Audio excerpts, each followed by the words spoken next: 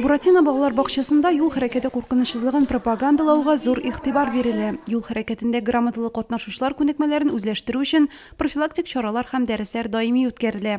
Безнең бакчада балаларны юл хәрәкәте кагыйдәләренә өйрәтү буенча актив эш алып барыла. Һәр төркемдә уеннар оештырыла, әсбаплар белән җиһазландырылган почмаклар бар.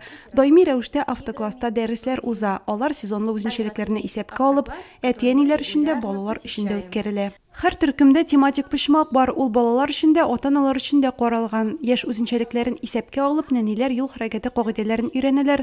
Автомобильләр, билгеләр, юл инфраструктурасы, җәяүлеләр һәм пассажирлар өчен кагыйдәләр белән танышалар.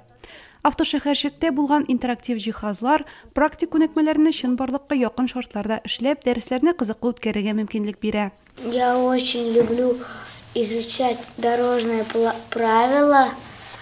Когда выхожу на улицу и мне нужно перейти дорогу, сначала только смотрю, что мне машины уступили, потом смотрю налево-направо, иду на середину, смотрю налево-направо, потом прямо.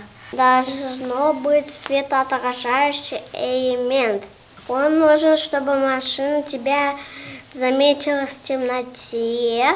Педагогларның максаты гади формада һәр балага юл хәрәкәте кагыйдәләрен җиткерү. Алар һәр вакыт үзләренең һөнәри белемнәрен күтәрү өстендә эшли һәм бу юнәлештә балаларны укыту буенча курслар үтә.